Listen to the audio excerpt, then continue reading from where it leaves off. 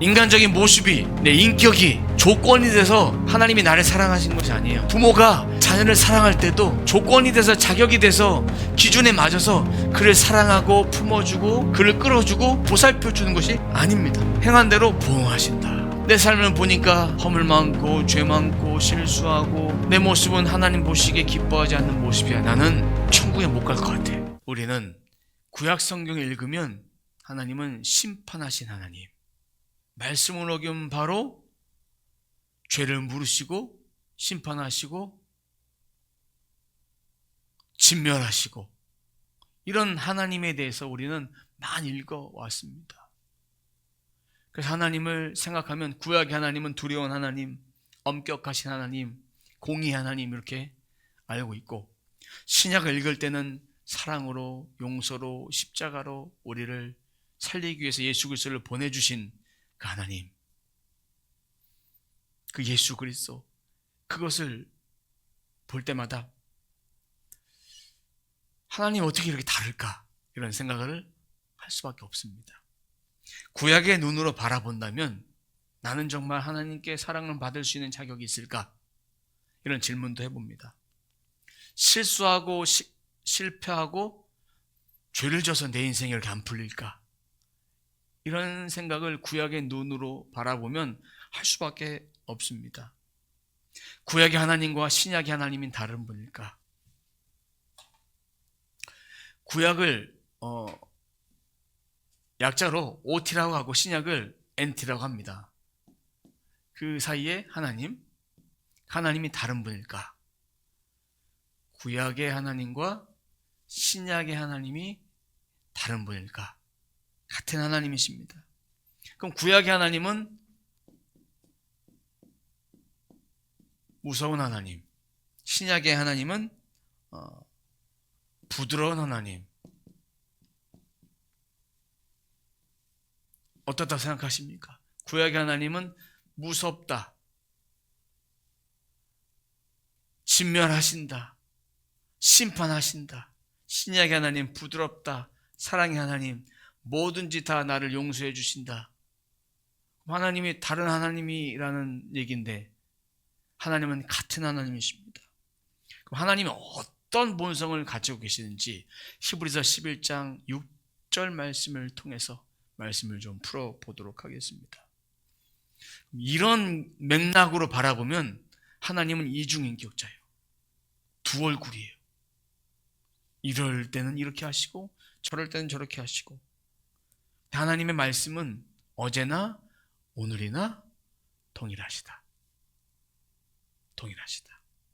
우리가 하나님을 부분적으로 알았기 때문에 구약의 하나님 이런 분이다, 신약의 하나님 이런 분이다라고 단정 지을 수밖에 없습니다. 하나님은 죄를 미워하신 하나님, 그 죄가 들어가면, 죄를 끊어버리지 않으면 더 많은 사람들의 죄를 짓기 때문에 죄를 끊어버리기 위해서 진멸하시고 심판하신 거예요. 그 심판, 그 죄를 사하기 위해서 신약에 누구를 보내셨습니까? 예수님을 보내주셨다. 그 사랑으로 우리를 구원하셨다. 그래서 예수 그리스도의 사랑이 신약과 구약에 다 녹아져 내려져 있다. 하나님은 우리를 대하실 때 사랑의 알고리즘으로 대하십니다. 사랑으로 공의, 의로움, 또 심판, 따뜻함, 배려, 우리가 아는 많은 단어들을 대입해도 그것이 하나님의 성품입니다. 그런데 하나님은 인간과 같은 사랑이 아니라 생명을 내어주는 사랑으로 우리를 구원하신 분이다. 이런 하나님에 대한 그 맥락을 가지고 성경을 봐야 되는데, 하나님을 잘 모르면 이런 무서운 구약의 하나님을 가지고 우리 안에 정죄감을 줍니다. 정죄감. 내가 실수하면 내가 실수해서 인생이 안 풀리고 실수해서 고난을 받고, 또 하나님께 더 실수할까 봐 두려움 갖고 있고, 또 사탄이 그런 마음을 조정해서 하나님에 대해서 더 가까이 나가지 못하도록 그렇게 하고 있는 것입니다. 히브리서 11장 6절 말씀에 보니까 믿음 없이는 하나님을 기쁘시게 해드릴 수 없습니다 라고 되어 있습니다. 그리고 하나님께 나아간 사람은 하나님이 계시다는 것과 그걸 믿는 거예요. 그리고 하나님께서 상 주시는 분이다라는 것을 믿는 거다. 하나님께 나아간 자는 하나님이 계심과 상 주심을 어떻게 한다? 믿는다. 믿는다. 이 간단한 진리인데 이 진리를 믿어야 돼요. 하나님 계시면 다 믿어요. 믿죠? 근데 상 주시는 분이라는 것은 상과 벌이 있는데 내가 잘해야만 상을 주신다. 못하면 벌을 주신다 생각하는 거예요.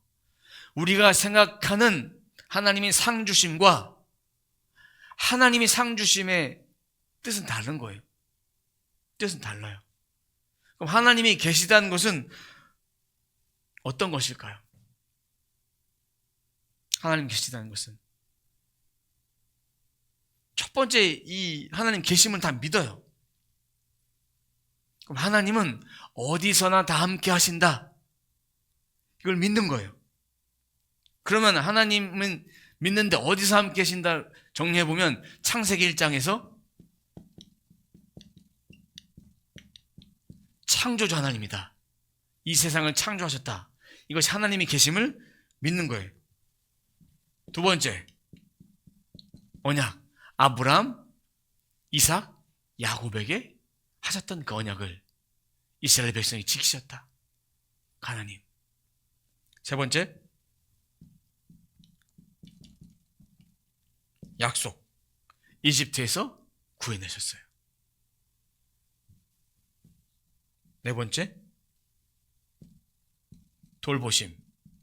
광야에서 돌봐주셨어요. 옷이 해하지 않고 배고플 때마다 먹거리를 메추라기와 만나를 먹여주셨어요. 다섯 번째, 말씀하신 하나님, 선지자를 통해 말씀하셨어요. 그러니까 하나님이 계심을 믿는 것이 이거예요. 그럼 이거를 요약해보면 하나님은 어디서나 나와 함께 하신다. 지금도 살아계신 하나님이다. 먼 존재가 아니다. 지금도 천지 창조를 하셔서 우리가 모든 걸 누리게 하셨다. 그리고 이 언약을 통해서 우리를 구원하셨다. 이 약속을 통해서 우리에게 영적 가나안 땅을 들어갈 수 있고 사모할 수 있고 본향을 사모할 수 있게 하셨다. 그리고 우리를 지금도 돌보시고 계시다. 우리들에게 성경을 통해서 성령의 음성을 통해서 말씀하시는 분이다. 이런 다섯 가지 하나님, 우리를 돌보시고 우리를 구속하시고 그런 하나님을 믿는 거예요. 하나님 계심을 믿는 것이 그냥 하나님, 나는 하나님 믿어 라고 끝나는 것이 아니라 이런 하나님을 통해서 우리는 하나님을 믿는 거예요. 그런데 하나님의 계심을 믿는 사람은 문제가 생기면 어떻게 해야 됩니까? 하나님께 회개하고 자백해야 되는데 하나님의 계심을 믿는데 내가 죄를 지면 사람 특성상 동굴로 도망가요. 하나님께 나아가야 되는데 하나님과 담을 먼저 쌓고 숨어버리는 거예요. 왜냐? 죄를 지으면 하나님은 나를 벌하신다. 이 생각을 가지고 있기 때문이에요. 이 생각을. 하나님을 사랑의 아버지를 알지 못하고 구약의 무서운 심판의 하나님을 알기 있기 때문에 내가 문제가 생기면 하나님께 구하고 찾고 두드려야 되는데 담을 쌉니다. 마음이 강팍해져요. 그러니까 결국 하나님과 거리가 생기는 거예요. 그거 죄예요. 죄의 모습이에요. 하나님은 어떤 하나님이다? 상 주신 하나님이다. 동시에 알아야 됩니다. 하나님이 계시는데 계신 거 아는데 많은 사람들이 무서운 하나님을 알고 있고 심판하는 공의 하나님 알고 계시는데 하나님은 상 주시는 하나님이다. 선하신 분이다. 이것을 믿을 때 하나님께 믿음으로 나아갈 수 있습니다. 예수 그리스도를 믿는 믿음으로 나아가는 것입니다. 믿음으로. 나와 먼 존재가 아닙니다. 그러면 상 주신 하나님,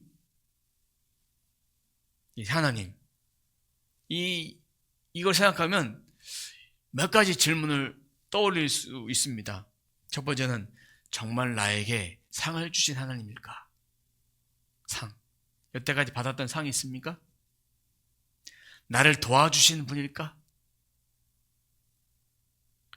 나를 벌하려고 기다리는 분이 아닐까? 내가 상 받을 만한 자격이 없는데, 이런 생각을 저도 하고 여러분들도 할 수 있습니다. 그런 생각을 할 수밖에 없는 이유는 하나님의 계심이 이쪽으로 가 있기 때문에, 구약의 이 틀에 가 있기 때문에. 우리는 새 피조물이라고 말씀하셨는데, 구약의 눈으로 하나님을 바라보면 내 삶이 상 받을 만한 행동을 한 적이 없어요. 근데 구원은 하나님의 의로 구원받은 거예요. 하나님의 의로움으로. 내가 자격이 돼서 구원받은 것이 아니다. 내 삶의 행위가, 인간적인 모습이, 내 인격이, 그 모든 것이 다 조건이 돼서 하나님이 나를 사랑하신 것이 아니에요. 부모가 자녀를 사랑할 때도 조건이 돼서, 자격이 돼서, 기준에 맞아서 그를 사랑하고 품어주고 그를 끌어주고 그것을 보살펴주는 것이 아닙니다. 근데 이 말씀 앞에 항상 두려움을 갖는 이유는 로마서 2장 6절에 보니까 이런 말씀이 있습니다. 하나님께서는 각 사람에게 그가 한 대로 갚아 주실 것입니다. 이거를 개정 성경에 보니까 행한 대로 보응하신다. 이 말씀이 우리의 뇌 속에, 우리의 가슴 속에 행한 대로 보응하신다. 내 삶을 보니까 죄인의 모습인 것 같다. 하나님께 가까이 가지 못하고 늘 허물 많고 죄 많고 실수하고 하나님을 멀리하고 등지고 막 이러니까 내 모습은 하나님 보시기에 기뻐하지 않는 모습이야. 나는 천국에 못 갈 것 같아. 이런 생각을 가지고 있기 때문에 상 주시는 분, 내가 과연 상 받을 수 있을까? 여기에 대한 생각을 가지고 있는 거예요. 두려움과 공포심이 있어요. 두려움이 있어요.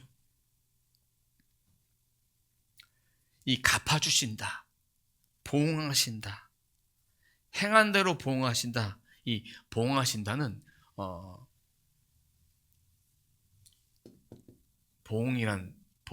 보응하신다 이런 단어는 두 가지 합성어입니다. 첫 번째는 아포. 아포는 무슨 뜻이냐면 뭐뭐로서, 뭐뭐 때문에. 그리고 또 한 가지는 디도미. 이거는 주다라는 그런 뜻이 있습니다. 뭐뭐 때문에 주다. 뭐뭐로서 주다. 이 뜻을 합쳐보면 계산하다, 지불하다 이런 뜻이 됩니다. 그러니까 뭘 계산하고 뭘 지불한다 라실까? 뭘 갚아주실까? 이 말씀 한 구절, 6절 한 구절만 딱 보면 보응하신다, 두려워 떠는 거예요. 내 인생을 바라보면. 그런데 9절과 10절을 보면 악한이라는 사람한테 어떻게 한다고 하셨습니까? 9절에 환난과 고통을 주신다. 악한 일. 환난, 고통. 악한 일은 예수님 모르고 살아가는 거예요. 예수 믿지 않는 거예요. 10절에 선한 일. 선한 일하는 사람에게는 영광, 존귀, 평강 내려질 것이다. 믿는 자에게 상급으로 선한 일하는 자에게는 영광과 존귀와 평안을 주신다. 영존평을 주신다. 영존평. 그리고 믿지 않는 자는 환난과 고통을 주신다. 믿지 않는 자가 형벌을 받게 되고 지옥 형벌을 받게 되고, 선한 일하는 자는 영존평을 허락해 주신다. 예수 믿는 자에게, 그럼 이 예수 믿는 자가 이렇게 내 안에 평강이 있으면, 하나님이 계심과 상 주심을 아니까 나는 내 인생에 있어서 선한 일을 할 수 있어요. 열매 맺는 일을 할 수 있어요. 남들을 도와줄 수 있어요. 착한 일을 할 수 있어요. 근데 목적은 무엇입니까? 하나님이 계심을 믿는 거예요. 상 주심을 믿는 거예요. 그러니까 그 인생 가운데 자유함이 있는 거예요. 이불로만 하나님 계심을 믿는 것이 아니라, 나는 청지 창조를 믿는다, 나는 하나님의 언약을 믿는다, 약속을 믿는다, 돌보심을 믿는다, 하나님 말씀하신 하나님을 믿는다, 믿으니까 되는 거예요. 이런 말씀 지식이 있어야만 믿음이 흔들리지 않는 거예요. 말씀이 있어야만. 말씀이 없이 나 하나님을 믿어, 난 구원받았어, 이걸로 끝나면 환난과 어려움과 시험이 들어오면, 마귀가 우리를 공격하면, 이 하나님 계신 믿는다, 나는 천지를 창조하신 하나님, 그 하나님 믿는다, 나에게 말씀하신 하나님 믿는다, 약속하신 하나님, 언약하신 하나님, 돌보신 하나님, 그 하나님 믿는다, 나는 두려움이 없다, 내쳐낼 수 있어요. 방패가 되는 거예요. 그리고 상 주시니까 나는 선한 일을 하면서 살아갈 수 있다. 그러니까 내 행위는 내가 구원받는 기준이 아니다. 하나님의 의로움을 구원받은 자가 내 삶도 변화되어서 살아가는 거예요. 로마서 3장 20절입니다. 율법의 행위로는 하나님 앞에서 의롭다고 인정받는 사람이 아무도 없다. 행위로는, 율법을 지키고서는 구원받는 사람이 없다. 내 행동이 부족해도 그걸 가지고 구원받는 것이 아니다. 그걸 가지고 상과 벌을 주는 것이 아니다 라는 거예요. 하나님을 믿는 자, 상 주심을 믿는 자, 하나님을 기쁘시게 하는 삶을 살아가는 자는 인생 가운데도 부족해도 그 말씀대로 살아가려고 열심히 노력하는 사람이에요.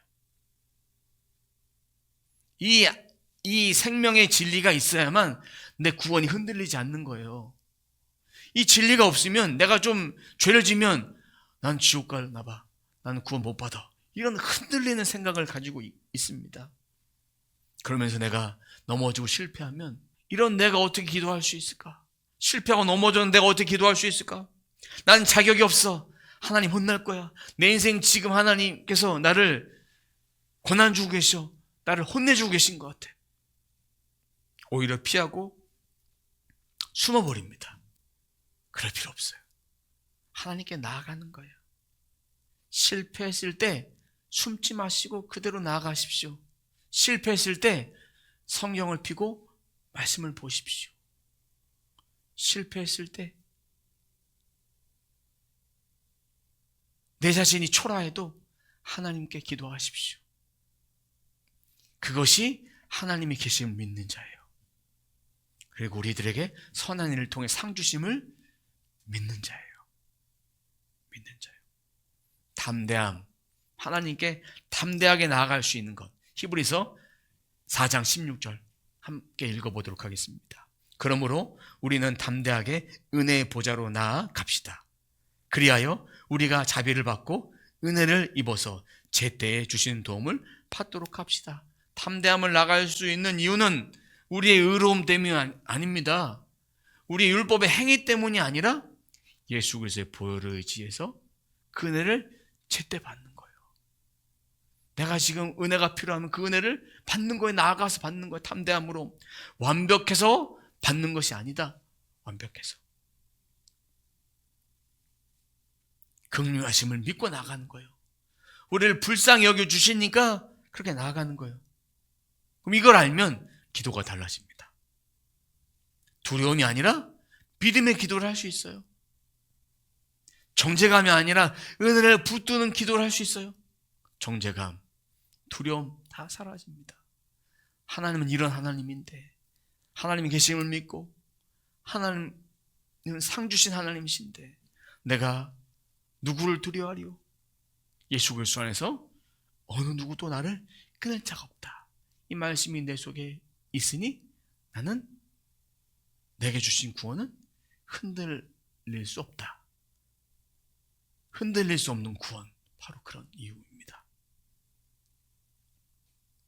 하나님을 오해하면, 이런 하나님을 모르면 날 벌 주시는구나. 내가 뭔가를 잘못해서 하나님이 나를 치고 계시는구나. 치고 계시는구나. 하나님 우리를 고난 주시고 징계하시고 훈계 줄 때도 있지만 모든 고난을 하나님의 형벌로 해석하는 것은 아니다.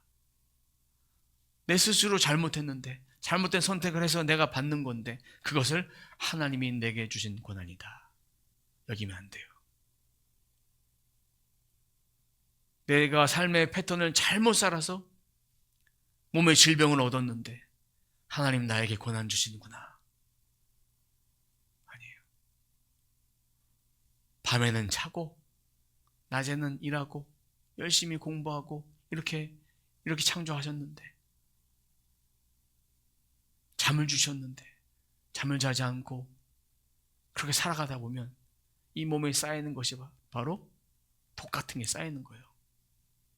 밤에 잠을 안 자면 암세포가 더 활성화가 돼요. 암세포가 더 생겨요. 우리 몸이 건강할 때는 암세포를 죽일 수 있는 능력이 있지만 우리 몸이 약해지면, 면역력이 떨어지면 암세포를 죽일 수 있는 면역력이 없어요. 낮에는 열심히 일하고 밤에는 자야 되는 거예요. 우리 인간이 그렇게 창조되었습니다. 그래 놓고 하나님이 내게 이런 병을 주셨다 생각하는 것은 착각이다. 그것을 통해서 깨닫게 하시는 하나님이세요. 얼마나 은혜로우십니까? 내가 이렇게 살아서 안 되겠다고 깨닫게 하시고 다시 돌이키신 하나님이십니다. 예수님은 생명을 주러 오셨습니다. 예수님은 우리들에게 구원을 주러 오셨습니다. 우리를 회복시키러 오셨습니다. 믿음은 하나님이 계신 것을 믿는 것, 그것부터 시작됩니다. 믿음은 하나님이 계신 것을 믿는 것, 그리고 상 주신 하나님이라는 것을 또 믿는 것. 계심과 상 주심이 무엇인지를 알아야 그 하나님을 믿을 수 있다. 말씀의 결론입니다. 결론으로 우리 이렇게 고백해 보도록 하겠습니다.